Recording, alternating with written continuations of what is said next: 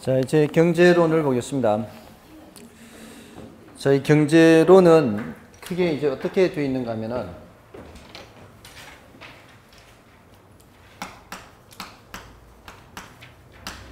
앞에 이제 수요 공급을 공부를 하는데요.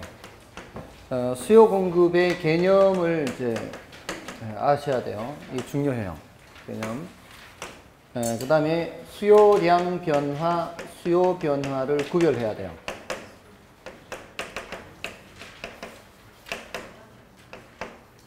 그 다음에 공급량 변화, 공급 변화를 구별을 해야 돼요. 그 다음은 이제 균형의 결정과 이동,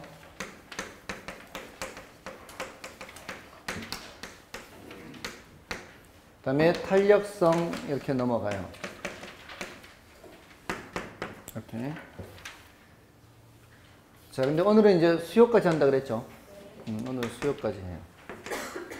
다음 주에 이제 공급을 하는데, 사실은 수요까지 하면은 공급은 거의 끝난 거나 다름없어요. 대칭적으로 설명이 되기 때문에.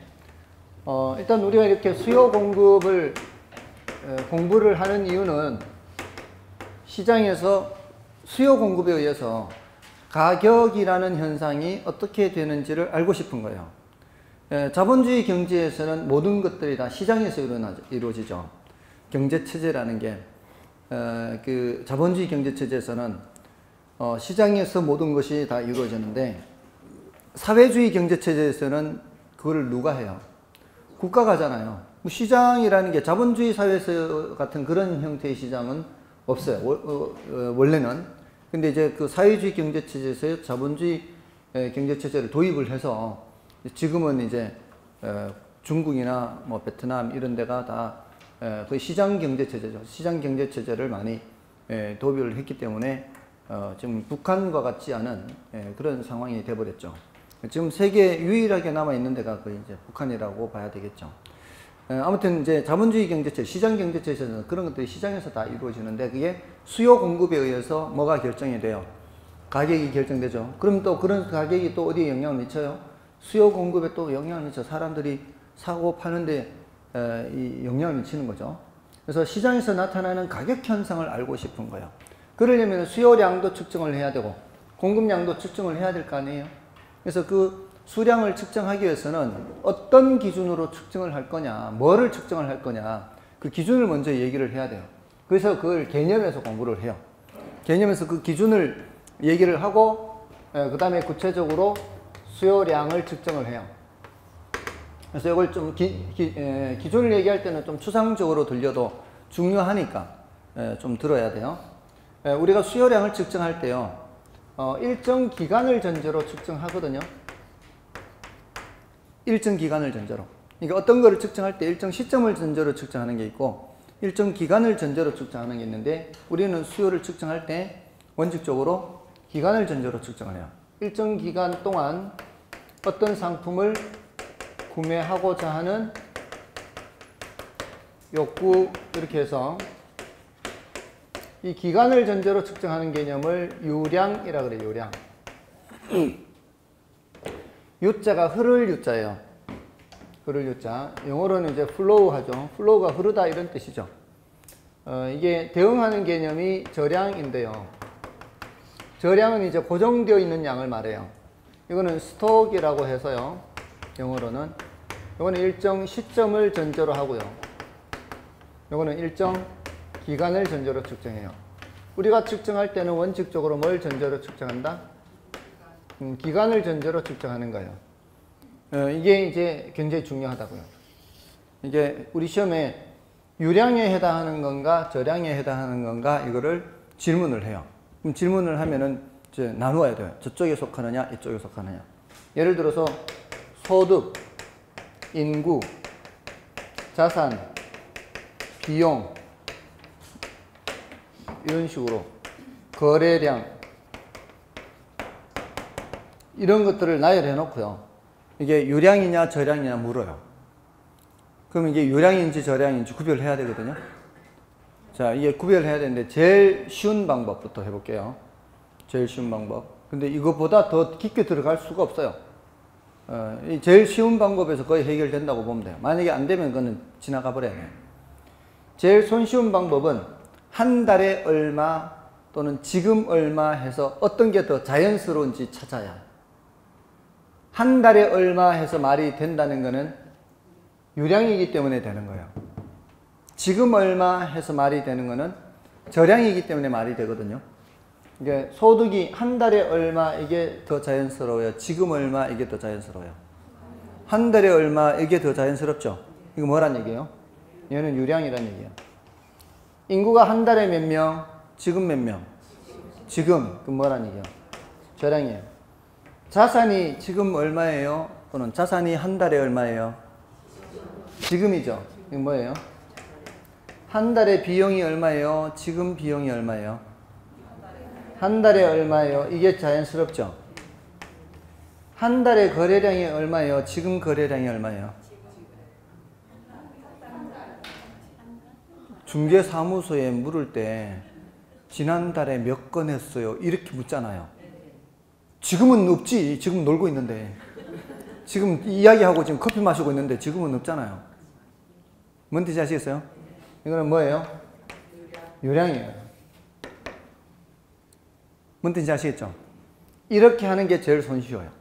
한 달에 또는 지금 해서 말이 되면은, 왜냐면 이게 다 우리가 한국 사람이잖아요.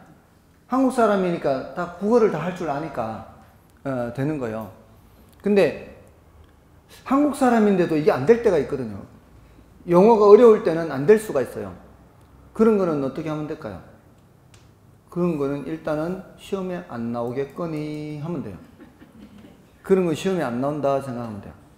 통화량이라는 거 들어보셨어요? 통화량이 뭘까요? 자, 그러면 그게 유량일까요? 저량일까요? 지금 통화량이 얼마일까요? 한 달에 통화량이 얼마일까요?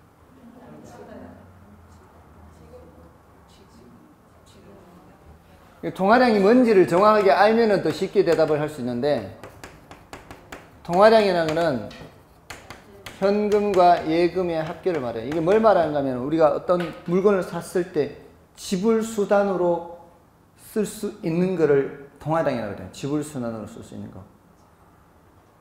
현금 더하기 예금, 현금 있어야 될 거 아니에요. 그 현금이나 예금, 그 우리 체크카드 쓰잖아요. 체크카드 쓰면은 통장에서 바로 빠져나가잖아요. 이런 거를 통화량이라 한다고요. 자, 그런 게 지금 현금이 얼마예요? 한 달에 현금이 얼마예요? 지금 현금, 이게 자연스럽잖아요. 얘는 저량이라는 거예요. 그러니까 이걸 알면은 더 쉬운데 이걸 모르고 이것만 보면은 어려울 수 있다 이 말이에요. 근데 통화량은 개론에서는 나올 리가 없다고요. 이거는 경제학의 화폐금융론 가야 나온다 이 말이에요. 아시겠어요? 그러니까 근데 그럼에도 불구하고 이런 거를 만약에 출제를 한다. 그 출제하는 사람이 치킨헤드라고요. 갑자기 영어를 쓰니까 못 알아들어. 출제를 하는 사람이 치킨헤드라고. 이거는 전혀 관련이 없잖아요. 아, 치킨헤드. 너무 빨리 말을 해서 지금 못 알아들었죠. 아무튼 그렇게 생각하시면 돼요. 근데 무시하려고 했더니 자꾸 나오더라. 만약에 모의고사 같은 데 보니까 자꾸 나오더라. 그러면은 그때는 그래, 요 몇 개 정도는 외우자 하면 되잖아요. 아니, 그래, 너 정도는 외워준다. 그래봤자 몇 개 외우겠어요? 그런 거는 그래봤자 한두 개 외울 거라고요. 아시겠어요? 그것도 결국은 이해하자고 이런 식으로 풀어서 해서 하면은 이해가 될 거예요. 한 달에 또는 지금 이런 말을 쓰는 건 우리 국어니까. 아시겠습니까? 예, 그렇게 하시고요. 그리고 이제 팁으로 좀 더 말씀드리면, 소득이라는 말은 유량의 대표적인데, 소득이 근로소득만 있는 게 아니에요. 이자소득도 있고 임대소득도 있고 배당소득도 있고 사업소득도 있고, 모든 종류의 소득은 다 뭐란 얘기예요? 유량이에요. 그러니까 임대료 하면 뭐라고요? 유량이라고, 유량. 예, 임금 하면 뭐라고요? 그럼 유량이죠. 이자 하면은 유량이란 말이에요. 다 이자 소득 이렇게 되니까. 근데 그게 받는 입장에서는 소득이지만 주는 입장에서는 뭐예요? 비용, 지출이잖아요. 그러니까 얘는 쌍둥이에요, 쌍둥이. 이쪽에서 주는 게 저쪽에서는 소득이니까. 맞아, 아니에요? 이쪽에서는 비용이 저쪽에서는 소득이에요. 이게 쌍둥이에요, 쌍둥이. 예, 그러니까 같은 유량이라고요. 됐나요? 자, 그리고 하고. 자, 그 다음에 구매하고자 하는 이거는 구매했다는 얘기 앞으로 할 거란 얘기야. 앞으로 할 거란 얘기죠. 이게 사전적 개념입니다. 자, 사전적 개념인 이유는 우리가 가격에 영향을 미치는 것을 지금 알고 싶은 거예요. 근데 이미 사서 가버린 사람은 더 이상 가격에 영향을 미칠 수가 없기 때문에 그래요. 팔고 가버린 사람도 더 이상 가격에 영향을 미칠 수가 없어요. 시장이라는 무대에 사려는 사람이 많아져야 가격은 올라가는 거고, 팔려는 사람이 많아져야 가격은 내려가는 거죠. 이미 계약서 쓰고 가버린 사람은 더 이상 영향을 미칠 수가 없다. 그래서 사전적 개념으로 측정을 한다. 이 수요량을 측정할 때는 유량으로 측정하고 사전적 개념으로 측정한다. 그리고 이 구매하고자 하는 이 욕구를 유효 수요 이렇게 얘기하는데, 여기에 대응하는 개념을 잠재 수요하고요. 유효 수요는 구매 의사와 지불 능력이 모두 있는 경우고, 이거는 잠재 수요는 구매 의사는 있는데 지불 능력이 없는 거죠. 그래서 우리는 수요량을 유효 수요만 측정하는 거예요? 잠재 수요도 측정하는 거예요? 11월 달부터 들으신 분들은 기억하죠? 약장수들이 약 팔 때 제일 첫 마디가 뭐라고요? 애들은 가라 그런다 그랬죠. 애들은 가라. 애들은 필요 없어요. 돈 들고 와야지. 돈이 있어야지. 뭔지 아셨어요? 시장에 갈 때는 훔친 돈이라도 들고 가야 돼. 돈 들고 가야 돼. 그러니까 유효수임. 뭔지 아시겠어요? 오기는 왔는데 아무런 돈도 안 들고 오면 뭔 소용이에요, 그게? 물건 팔라고 하면서 나왔으면서 물건도 안 들고 그냥 빈손으로 와서 무슨 물건을 팔겠어요? 유효수요, 유효공급. 사는 사람은 돈 들고 와야 되고, 파는 사람은 물건 들고 와야 돼요. 그러니까 유효수요, 유효공급이에요. 근데 왜 이런 얘기를 하겠어요? 이런 얘기를 하는 이유는 이 능력을 따질 때 대출 받는 것도 따져요, 대출. 그럼 대출 조건을 완화하면은 어떻게 해요? 대출 조건을 완화하면은 잠재 수요가 유효 수요가 될 수도 있고, 강화하면은 유효 수요가 잠재 수요가 되는 거죠. 지금 전국적으로 15억 초과되는 거는 현금으로만 살 수 있죠. 대출 못 받아 이제. 그건 이제 뭐가 뭐로 바뀌었다 볼 수 있는 거예요. 유효 수요가 잠재 수요로 바뀐 게 꽤 된다 이 말이에요. 고가주택에 대해서는. 됐나요? 그래서 이런 얘기를 하는 거예요. 이게 이제 왔다 갔다 하는 거예요. 이제 경우에 따라. 특히 고가성이 있는 부동산의 경우에는. 자, 우리 어떻게 측정한다고요? 유량으로 측정하고, 사전적 개념으로 측정하고, 유효 수요로 측정한다. 이렇게 수요량을 측정한다. 이 기준을 얘기하는 거예요, 기준. 아셨죠? 자, 우리가 이제 결국은 수요량을 측정해야 돼요. 결국은 수요량을 측정해야 되는데, 지금 이렇게 한 요 수요의 크기를 기간을 전제로 해서 사전적 개념으로 유효 수요로 해서 수요의 크기를 뭐로 나타낸 거예요? 수량으로 나타낸 거예요, 수량으로. 수량으로 표시한 거예요. 그게 바로 수요량이에요. 자, 근데 일생을 살아봐야 부동산은 몇 번 사겠어요. 그러니까 부동산 수요량을 계산하는 것은 굉장히 낯설고 어색해요. 그래서 제가 좋아하는 사과를 예를 많이 들어요. 그러니까 사과 수요량 이렇게. 자, 그 사과 수요량을 사람들마다 생각하라고 하는 거죠. 여러분이 생각하는 사과 수요량, 그 앞으로 한 달 동안 기간을 정하니까 앞으로요. 지나간 거 말고 앞으로 한 달 동안 먹으려고 하는 사과를 수량으로 나타내는 거죠. 지금 현재 얼마 가격이야, 소득은 얼마에, 우리 식구수는 얼마고, 뭐 이런 식으로 이제 다 이제 여러분들이 처한 상황에서 생각을 하는 거죠. 자, 여러분들이 생각하는 그 수요량과 제가 생각하는 수요량이 같겠어요? 다르겠죠. 그 다른 이유가 있을 거라고요. 그리고 여러분이나 저나 지난달에 사려고 했던 양과 지금 사려는 양이 똑같다는 보장이 없죠. 왜 그럴까요? 지난달, 이번 달 뭐가 바뀌었을 수 있죠? 사과 가격이 바뀌었을 수 있죠. 우리 식구수 전혀 변함이 없고, 우리 소득 수준 변함이 없고, 좋아하는 정도 변하는 것도 없고, 그런 거 없는데도 지난번의 가격과 이번 가격이 다르면은 사려는 양이 달라질 수 있죠. 자, 이렇게 수요량에 영향을 미치는 요인들을 뭐라고 하는가 하면은 수요 결정 요인이라고 그래요. 자, 이 수요 결정 요인에서 제일 중요한 게 뭔지 아십니까? 사과 가격이에요, 사과 가격. 제일 중요한 게. 사과 가격이. 우리는 이제 가격이 제일 중요한 거예요. 우리는 이제 가격이 어떻게 되는지 알고 싶은 거고, 가격이 수요량에 영향이죠. 가격이 공급량에 미치고, 이게 가격이 제일 중요해요. 자, 이거 말고 그 다음으로 중요한 게 뭔가 하면은 소득이에요. 소득이 많으면 아무래도 수요량이 많아지겠죠. 자, 그 다음으로 중요한 거요. 세 가지는 따로 기억해야 돼요. 오늘 지금 따로 외우라고 한 게 앞에 뭐가 있었어요? 세 가지 외우라고 한 거 있었어요. 건물, 명인방법 갖춘 수목, 농작물. 이거 따로 외우라고 그랬죠. 먼 옛날 얘기가 아니에요.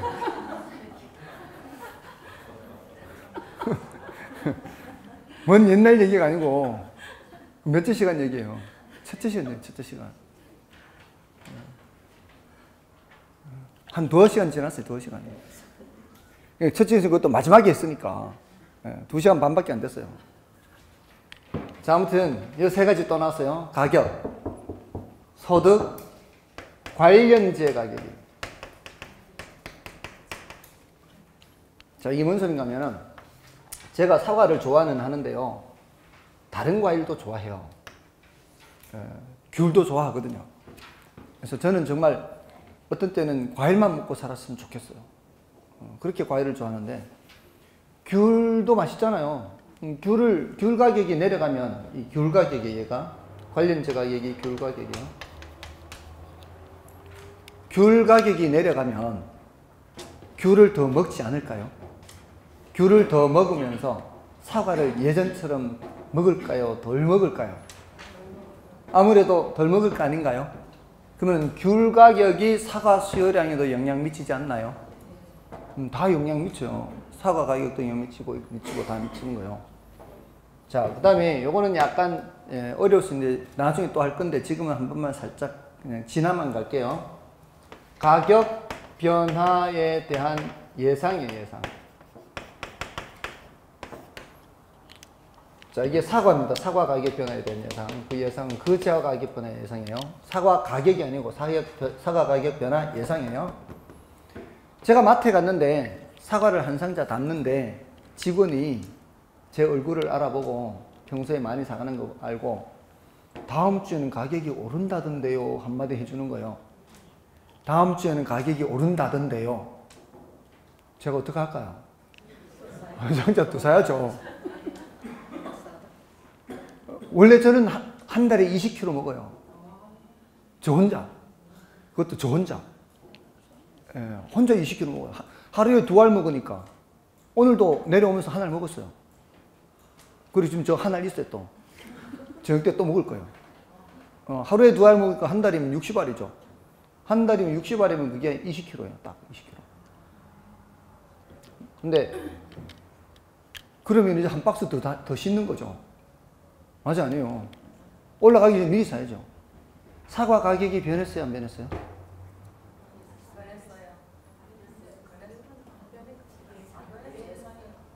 안 변했어요, 사과 가격은. 사과 가격이 안 변하니까 그냥 평소대로 담았던 거 아니에요. 평소대로 담았는데 올라갈 거라는 말 때문에 한 상자 더 담았지. 얘가 변해서 더 담은 거 아니죠? 가격은 변하지 않았어요. 그 가격에 대한 예상이 변한 거지. 이것도 수요량에 영향 미친다, 미친다? 미친다. 나중에 또 할 거예요. 일단은 보류. 요 정도 하고. 이 세 가지는 중요하니까 따로 기억해야 돼요. 다음에 이제 뒤에 거는 쉬워. 이제 좋아하는 정도. 좋아하는 정도가 더 늘었어요. 더 사겠죠. 좋아하는 정도가 줄었어요. 덜 사겠죠. 맞나요? 다음에 우리 식구 수 국가 전체로 보면 인구, 식구수가 늘어나면 아무래도 더 많이 사지 않겠어요? 이걸 이렇게 생각해도 되고, 다른 조건은 똑같은데 4인 가족이 구매하는 양과 6인 가족이 구매하는 양은 다른 조건 똑같다 그랬잖아요. 그런 상황에서 누가 더 많이 사요? 6인 가족이 더 많이 사겠죠? 맞나요? 자, 이런 것들이 변하면 다 뭐가 변하는 거예요? 수요량이 변하죠. 자, 그런데 그 많은 요인들 중에서 자, 이제 사과 가격이 변해서 사과 수요량이 변할 때를 수요량 변화라 그래요. 수요량 변화라. 근데 사과 가격 외의 요인이 변해서 수요량이 변할 때는 수요 변화라고 불러요. 자, 양자를 붙이느냐 붙이지 않느냐 요 차이라고요. 아주 중요한 차이예요. 자, 여기서 첫째로 오해하지 말아야 되는 게 수요 변화에 수량 변화가 없다라고 착각하면 안 된다고요. 수요 변화에도 수량 변화는 있어요. 지금 여기에 가격이 변할 때 수요량 변하죠. 소득이 변해도 수요량 변하죠. 여기 보세요. 관련제 가격이 변해도 여기 보세요. 여기 관련제 가격이 변해도 수요량 변하고요. 가격 변화에 대한 예상이 변해도 수요량 변화. 다 수요량 변하죠. 다 수요량 변해요. 수요량 변하는데 가격이 변해서 수요량이 변할 때만 양자를 붙여주는 거고, 나머지 것들이 변해서 수요량이 변할 때는 수요 변화라고 양자를 안 붙이는 거예요. 그런다고 해서 수량이 안 변하는 게 아니라고요. 수량은 다 변한다 이 말이에요. 첫째, 그걸 착각하면 안 된다고요. 수요 변하니까 수량 안 변하네 이렇게 착각하면 안 된다고요. 제가 예전에 공부할 때 착각했던 첫 번째예요, 그게. 예, 다 수량은 변하는 거예요. 자, 그래서 보세요. 자, 이제 장보기 하러 갔어요. 장보기 하러 갔어요. 이거 싸네? 지난번에 이렇게 안 쌌는데 싸네? 해서 더 담았어요. 이거 수요량 변할까요? 수요 변할까요? 이거는 수요량 변화예요. 싸네 비싸네 가지고 판단하잖아요, 지금. 싸네 비싸네 가지고 판단하는 건 뭘 봤다는 얘기예요? 가격을 봤다는 얘기예요, 가격을. 됐어요? 자, 근데 옆에 가서 귤 가격이 싸서 담았어. 자, 여기 와서 담다가 생각난 거죠, 이제. 아까 귤도 담았는데. 귤도 담았는데, 이걸 덜 담았어. 이거는 무슨 변화예요?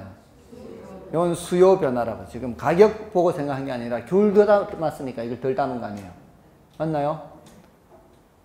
내일이 둘째 생일이라서 더 담았어요. 그것도 수요 변화. 그 제발 가격 아닌 건 전부 다 뭐라고? 수요 변화. 오늘따라 왠지 땡겨. 수요 변화. 뭔 뜻인지 아시겠어요? 제가 사니까 나도 사야지. 이것도 수요 변화예요. 덩달아 사고 이런 거. 이건 가격이 아니잖아요. 가격 아닌 다른 거는 전부 다 뭐라고요? 수요 변화예요. 자, 그런데 수량이 안 변하는 게 아니다 이 말이에요. 수량은 다 변한다고요. 얘가 변하든 얘가 변하든 얘가 변하든 다 수량은 변하는데, 자, 그게 표현을 달리 하고 있잖아요, 지금. 수요량 변화, 수요 변화 달리 하고 있는데, 왜 이렇게 달리 하느냐 하면은 그래프로 나타냈을 때 차이 때문에 그래요. 그래프로 나타냈을 때 수요량 변화와 수요 변화가 그 수량 변하는 거를 달리 나타내요. 그 차이를 구별을 하면 되는 거예요. 자, 이 그래프로 나타내는 건 축이 두 개밖에 없어요. 근데 그 중에 하나는 반드시 수량을 표시를 해야 돼요. 우리는 공급량이나 수요량을 측정을 해야 되기 때문에 수량은 한 자리를 반드시 차지해야 돼요. 수요 수량을 읽을 때는 수요량이 되는 거고, 이 수량이. 공급 수량을 읽을 때는 공급량이 되는 거예요. 수량은 한 자리를 반드시 차지하면 나머지 자리는 한 개밖에 없어요. 근데 수량에 영향을 미치는 건 많죠. 그 많은 걸 다 표시할 수 없기 때문에 일단은 뒤에 있는 것들은 일정하다고 보는 거예요. 지난달 소득 똑같고, 이번 달이나 지난달 똑같고, 지난번 귤 가격이 이번 귤 가격 똑같고, 예상도 변함이 없고, 좋아하는 정도도 변함이 없고, 식구수도 변함이 없고, 변함이 없을 때 뭐하고 뭐 관계만 보는 거예요. 네, 그 재화의 가격과 수요량과의 관계만 보는 거예요. 자, 여기 가격을 나타내겠다 이 소리예요. 가격이 요 정도 높이, 자, 가격은 높낮이로 나타나는 거예요. 수량은 뭐로 나타나요? 이 좌우로 길이로 나타나요. 이 가격일 때 이만큼 사려고 했어요. 가격이 올라가면 어떻게 할까요? 보통 사람들은. 사려는 양이 줄어들겠죠. 이게 뭐로 나타나고 있어요? 길이로 나타나고 있죠. 가격이 내려가면 어떻게 해요? 사려는 양이 더 많아지지 않나요? 이 길이가 길어지죠. 길이가 길어지는 게 지금 뭐가 변하는 걸 나타내는 거예요? 수량 변하는 걸 나타내는 거죠. 그 중에서도 수요량 변하는 걸 나타내고 있어요. 이제 뭐가 변하고 있다고요? 가격이 변하고 있다고요. 가격이 변해서 이 길이가 변하는 거는 무슨 변화? 수요량 변화예요. 수요량 변화가 지금 표시되고 있는 거예요, 지금. 맞죠? 이 끝점들을 연결해 보세요. 이거를 수요 곡선이라고 그래요. 이걸 수요 곡선. 수요 곡선을 알면은 어떤 점에서 가격이 얼마만큼일 때 수요량이 얼마 되는지 이 길이를 알 수 있죠. 어떤 점을 알면은 어떤 가격에서 얼마만큼 수요하려는지 양을 알 수 있죠. 맞나요? 자, 그러면은 이 점에서 이 점으로 바뀐다는 건 뭐예요? 요 가격에서 이만큼 사려던 사람이 가격이 올라가니까 사려는 양을 줄인다라는 게 표시가 되고 있죠. 이게 무슨 변화? 수요량 변화예요. 그 수요량 변화는 수요 곡선상의 점의 변화를 보면 알 수 있다 이 말이에요. 맞나요? 그러면서 길이 변하는 게 나타나고 있죠. 길이 변하는 게 얘가 변하는 게 나타난다 이 말이에요. 근데 얘가 변하는 게 가격이 변할 때만 얘가 변하나요? 소득이나 다른 게 변해도 얘가 변하잖아요. 그럼 다른 게 변해도 길이가 변한다 이 말이에요. 수량 길이가 변하는 걸 여기다 표시를 해야 된다고요. 자, 그런데 이제 가격은 변함이 없고요. 소득이 그대로 있는 게 아니라 소득이 변했다고 칠게요. 다른 거는 변함이 없다고 치고요. 뭐만 바뀐 거예요, 이제? 소득이 바뀐 거예요. 그래서 소득이 바뀌었는데 지난번에 가격이 이만큼이었을 때 내가 이만큼 샀어요. 근데 그거는 소득이 증가하기 전이에요? 증가한 후에요? 증가하기 전. 지난번에는 요만큼 샀는데 갔더니 똑같은 가격이래요. 근데 내가 지금은 뭐 가져가는 거예요? 소득이 늘어서 가는 거예요. 보너스 받아가는 거예요. 그러면은 지난번보다는 어떻게? 더 사려고 하지 않겠어요? 지난번에 이 가격에서는 얼마큼 샀었는데, 이만큼 샀었는데, 이제는 더 많이 사지 않나요? 같은 가격인데도 더 많이 살 거 아닌가요? 지금 이것도 길이가 길어졌고요. 이렇게도 길이가 길어진 거예요. 길이가 길어졌다는 것은 이렇게 길어졌던 수량이 변한다 이 뜻이에요.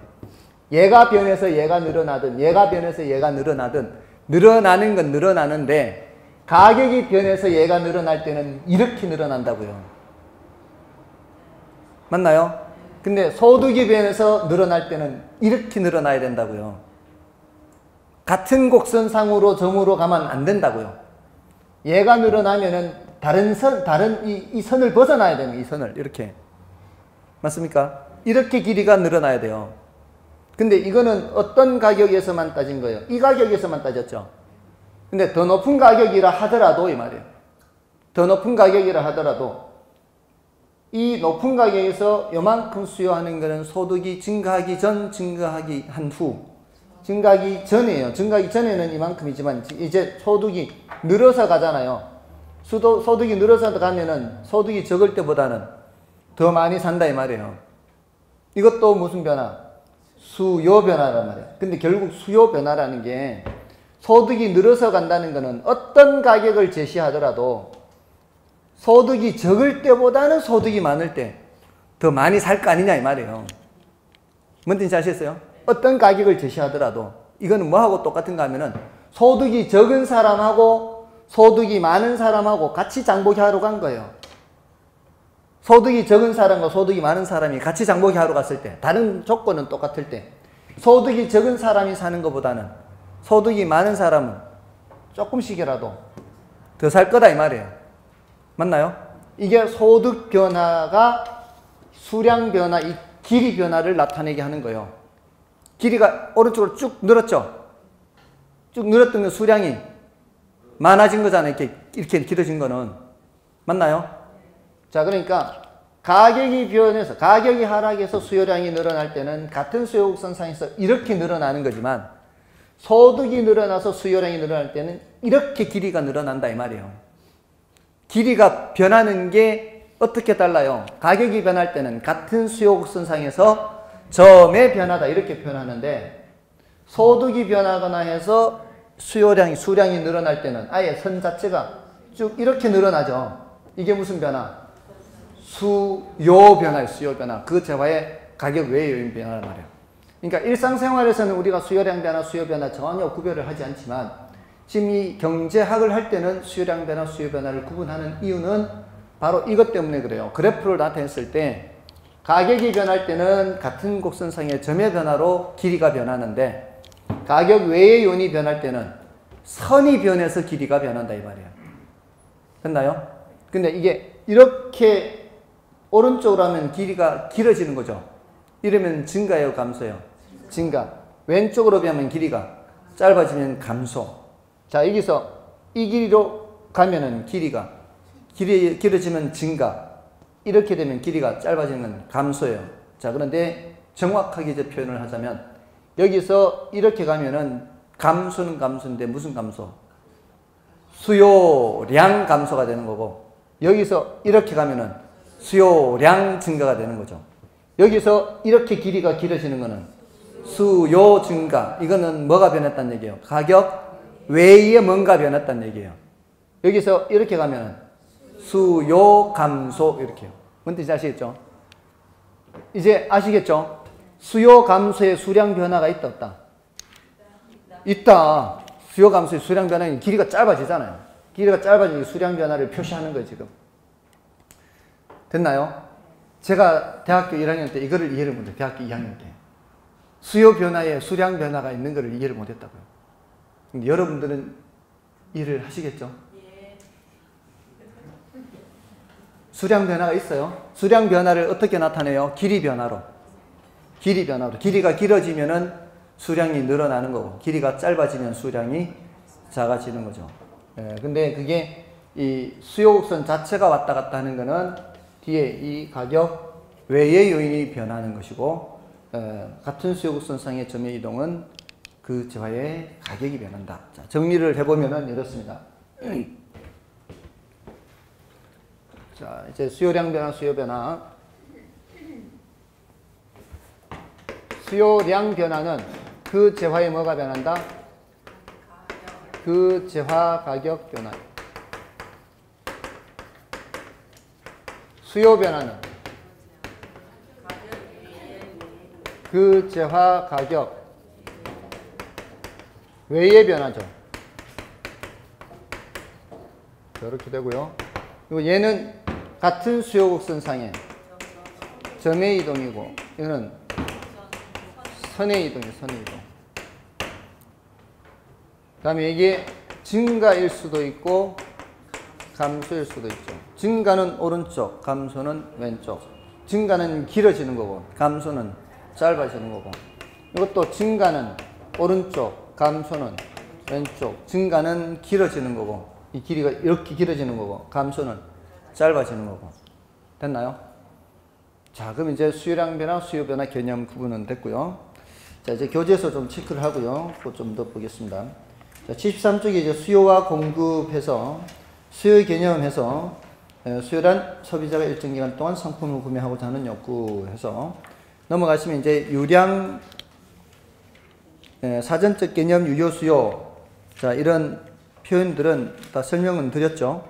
자, 우리 기출 문제도 한번 볼까요? 유량 저량을 한번 더 확인해 보겠습니다. 다음은 부동산과 관련된 경제 변수들이다. 유량 변수와 저량 변수가 옳게 묶인 것은 기억에 지대 수입. 수입은 유량이에요, 저량이에요? 유량이죠. 수입은 소득 개념이죠. 한 달에 얼마. 실물 자산. 자산은 저량. 도시 인구. 저량. 아파트 생산량. 일단 패스하고 안 되면은 가계 소득은 유량. 주택 재고. 재고는 저량이죠. 아파트 생산량은 새로 짓는 거잖아요. 새로 짓는 거는 신규 공급은 유량으로 측정해요. 지난달 입주 물량 얼마, 뭐 지난달 착공량 얼마 이렇게 하잖아요, 보통. 그럼 지난해 새로 지은 거 얼마 이렇게 하잖아요. 새로 지은 거는 유량이에요. 근데 이미 지어 놨는 거는 뭐예요? 저량이 이미 존재하는 양이니까. 이미 지어놓은, 그러니까 이렇게 비교하면 돼요. 중고는 뭐예요? 저량, 신규는 유량, 이렇게 기억하면 되는 거죠. 지어 놨는 거니까 이미. 지어져 있는 거잖아요. 그럼 재고하고 같은 개념이잖아요. 중고는 저량, 신규는 유량. 자, 그럼 됐고. 자, 다음에 그 오른쪽 페이지에 주택 수요, 주택 소요 표는 10분의 1이에요. 22회 때 딱 한 번 출제된 것이어서 일단은 패스하세요. 나중에 할 거니까. 그 다음에 이제 수요량과 수요곡선에서 수요량 정석 변수 요 개념은 나중에 해도 돼요. 아직까지 한 번도 출제된 적은 없고요. 영향을 받는 거를 정석 변수로 하고요. 영향을 미치는 거를 독립 변수라 그래요. 지금 수요 결정 요인에 1번에 당해 저하 가격 나오죠. 2번에 소득 나오죠. 3번에 뭐가 나와요? 관련자 이 순서대로 나온 거 지금. 그 다음에 4번에 인구, 5번에 아까 수요자의 가격 상승 또는 하락 예상 있었죠, 예상. 아까 예상 있었잖아요. 그거는 이제 나중에 한 번 더 하니까 일단은 그 1, 2, 3번을 꼭 기억하시고요. 그 다음에 이제 괄호 3번에 수요 곡선 보세요, 수요 곡선. 자, 수요 곡선에서 동그라미 1번 수요 곡선 개념 보세요. 수요 곡선이란 다른 수요 결정 요인은 일정하다는 전제 하에, 다른 수요 결정 요인이라는 게 이 네모 박스 안에 있는 거예요. 이 네모 박스 안에 있는 거는 일정하다는 전제 하에 뭐하고 뭐 관계만? 당해 재화의 가격과 수요량 사이의 관계를 그래프로 나타낸 것을 말해요. 즉 수요 곡선에서 확인할 수 있는 것은 그 재화의 가격 수준에 따라 수요자가 구매하고자 하는 수량이다. 따라서 소득이나 관련재 가격 등의 변화에 따라 변하는 수요량의 변화는 동일한 수요 곡선상에서는 확인할 수 없어요. 그러니까 소득이 변하면 이렇게 변하잖아요. 소득이 변해 이렇게 변하는데 이 같은 수요 곡선상에서는 확인할 수 있어요, 없어요? 같은 수요 곡선상에서는 확인할 수가 없는 거죠. 선이 바뀌어 버리니까. 그다음에 형태 및 특징 이것은 이제 여러분이 봐주시고요. 그 밑에 그 기억 니은 있죠. 그 기억 니은에 이제 니은을 보세요. 니은. 가격이 상승하는 경우 수요량이 감소하고 가격이 하락하는 경우 수요량이 증가함으로 이렇게 화살표가 있죠. 그거를 수요 법칙이라고도 해요. 가격이 올라가면 수요량은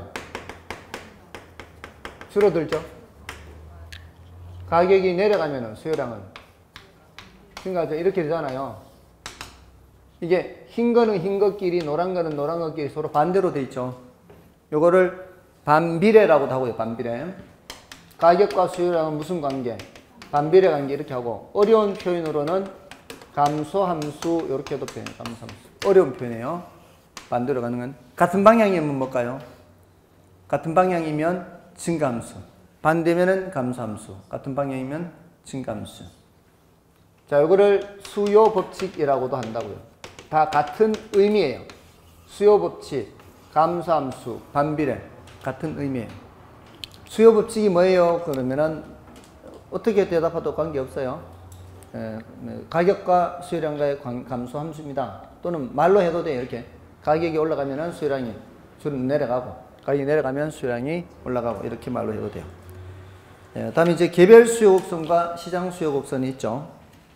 자, 그걸 좀 살펴볼게요. 자, 우리는 개별 수요 곡선을 알고 싶은 걸까요? 시장 수요 곡선을 알고 싶은 걸까요?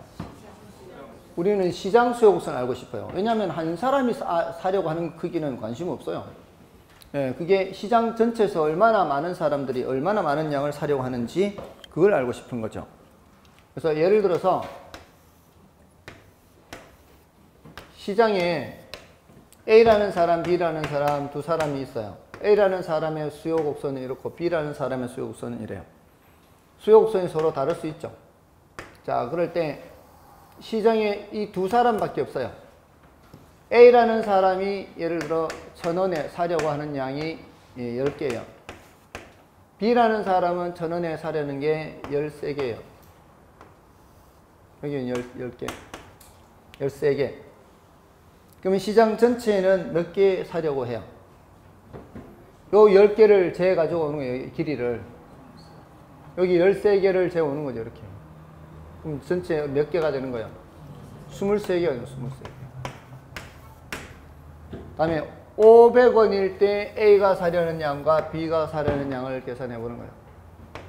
A가 사려는 양이 18개. B가 사려는 양이 20개. 이러면은 18개 가져오고 20개 이 길이를 재오는 거예요. 이렇게. 그럼 여기는 18이고 여기는 20이니까 총 합쳐서 38 되겠죠. 그러면 이렇게 연결하면은 이게 바로 시장 수요가 된다. 개별 수요자들이 수요하려는 것을 다 더했죠. A라는 사람이 수요하려는 양과 B라는 사람이 수요하려는 양을 더하니까 시장에서 수요하려는 거 되죠. 맞나요? 요 길이와 요 길이 더했잖아요. 요 길이 10개, 여기 18개, 요 길이 13개, 요 길이 20개 이렇게. 자, 방향이 수평 방향으로 합했죠. 요 길이 여기 더했잖아요. 요 길이 여기 더했잖아요. 방향이 무슨 방향으로? 수평 방향으로 합했고요. 이러면은 더 완만해져. 더 완만해집니다. 왜 그런가 하면 자 보세요. 지금 혹시 졸고 있는 거 아니겠죠?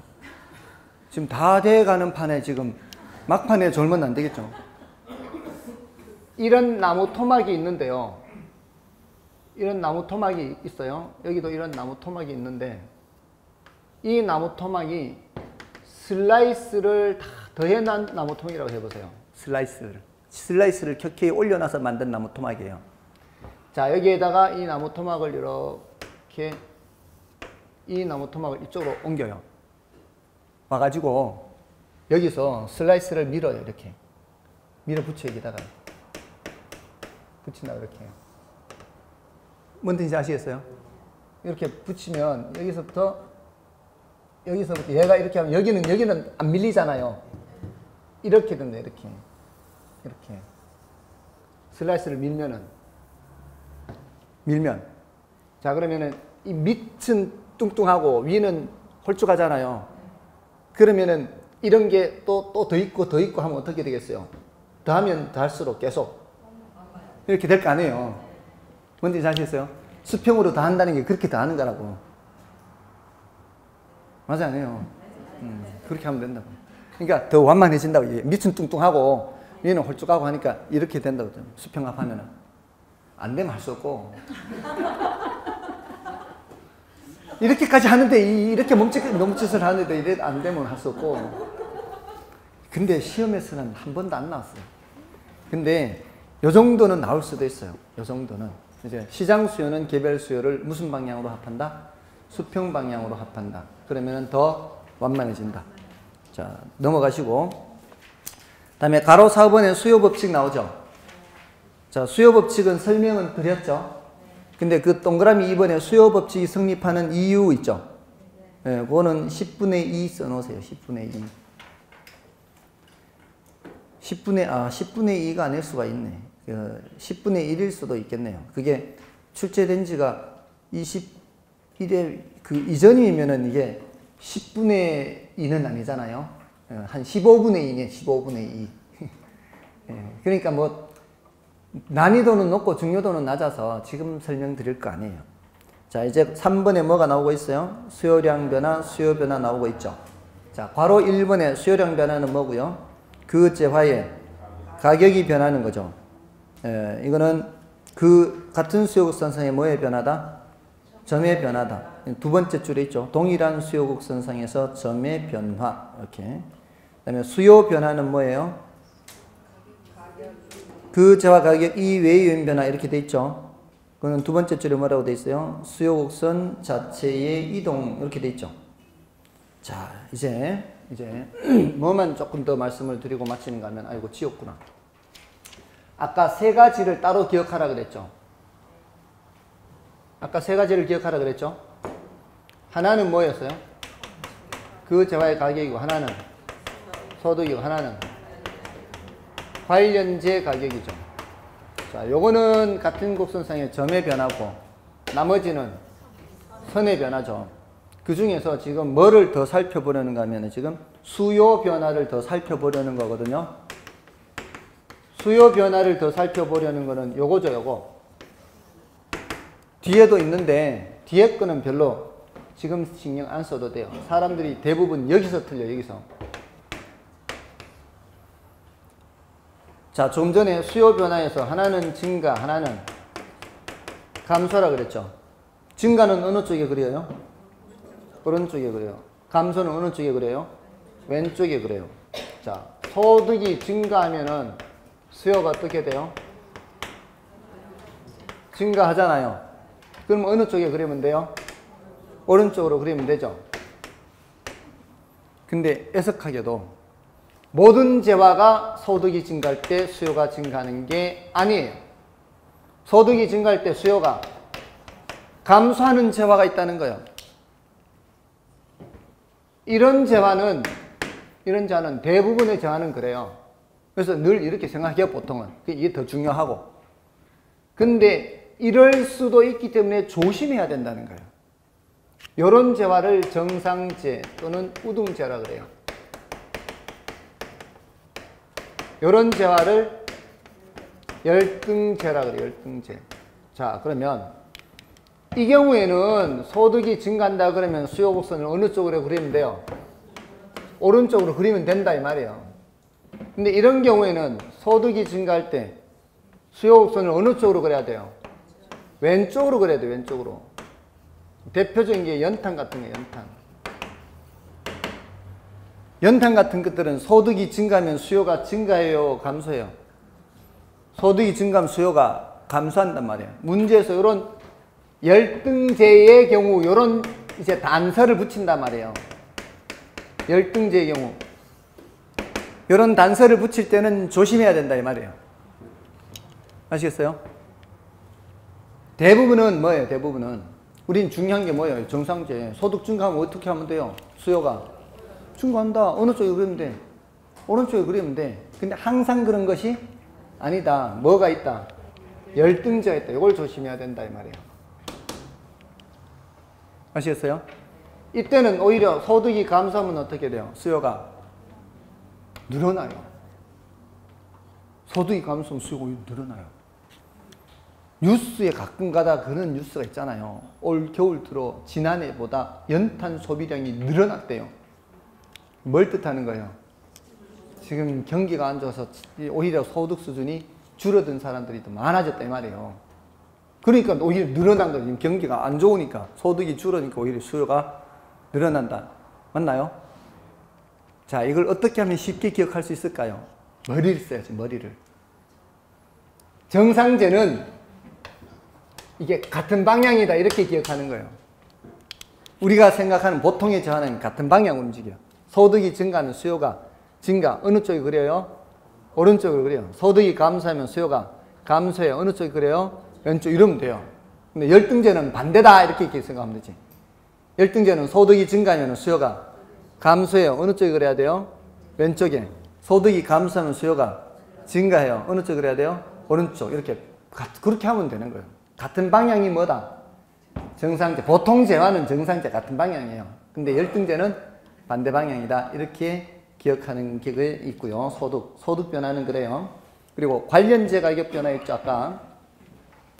관련제에는 대체제가 있고 보완제가 있어요. 대체제가 있고 보완제가 있어요. 대체제 하나만 확실하게 하는 게 중요해요. 대체제 가격이 변하는 것과 보완제 가격이 변하는 것은 상반돼요. 왜냐하면 대체제는 아까 귤 같은 경우, 사과 같은 경우에는 귤이 대체제죠. 맞나요? 이런 것들은 하나를 소비를 하면 다른 하나를 소비하지 않잖아요. 근데 보완제는 그렇지가 않아요. 어떤 하나를 구매하면 함께 구매하는 거예요. 예를 들어 뭐 커피와 설탕 같은 거. 커피 구매하면 설탕도 함께 구매한다거나 이런 거예요. 근데 모든 재화가 대체제도 있고 보완제도 있는 건 아니에요. 대체제는 많은 재화가 갖고 있어요. 근데 보완제는 없는 재화가 많아요. 뭐가 더 중요하다는 얘기예요? 대체제가 더 중요해요. 우리는 대체제가 훨씬 더 많이 관찰되기 때문에 대체제에 초점을 맞추어요. 그럼 보완제는 어떻게 기억하는가 하면은 대체제와는 반대로 나타난다. 이렇게 기억하는 게 훨씬 나아요. 자, 아까 귤 가격이 하락하면은 귤을 더 먹으면서 사과 수요가 어떻게 된다 그랬어요? 줄어든다 그랬죠? 자, 여기서 처음 출발하는 걸 잘 기억해야 돼요. 귤 가격이 출발이에요. 관련제 가격, 대체제 가격. 귤 가격이 내려갔죠? 귤 수요 변하는 게 궁금한 게 아니에요, 우리는. 사과 수요 변하는 게 궁금한 거예요. 그래서 가격은 귤 가격이 변하는데 수요는 사과 수요 변하는 게 궁금한 거라고요. 방향이 어때요? 같아요. 이걸 기억해야 돼요. 대체제 가격 변화와 내가 살펴보는 제와 수요 변화가 같은 방향이다. 이게 중요하다고요. 자, 위에서도 소득에서도 뭐가 중요했어요? 같은 방향이 중요했죠. 정상제. 요 두 번째 여기서도 뭐가 중요한가요? 같은 방향이 중요한 같은 방향. 아시겠어요? 자, 대체제 가격 변화와 내가 살펴보는 제와 수요 변화 방향은 같은 방향이다. 반대 방향이다. 같은 방향이다. 그래서 나중에 대가 비로 기억하라고 할 거예요. 대체제 가격 변화와 비례다. 대체제 가격 변화와 비례. 대가비라고 기억할 거예요. 대가비. 아시겠어요? 그러니까 비례가 더 중요하다고. 비례.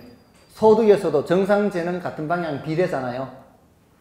됐나요? 열등제는 중요도가 좀 낮고 조심은 해야 된다. 대체제 가격, 보완제 가격 나올 때도 뭐가 더 중요하다? 대체제 가격, 비례가 더 중요하다. 보완제는 반대로 생각한다. 지금은 그 정도면 돼요. 아시겠죠? 다른 것들은 필요 없습니다. 일단 그렇게만 하시고요. 다음 주에는 공급을 위주로 들어가는데요. 그 뭐 잡다한 내용들은 이제 다음 주 처음 시작할 때 복습하면서 복습할 거예요. 다음 주 처음 시작할 때 복습하면서 좀 터치를 해드리겠습니다. 아시겠죠? 애쓰셨습니다. 감사합니다.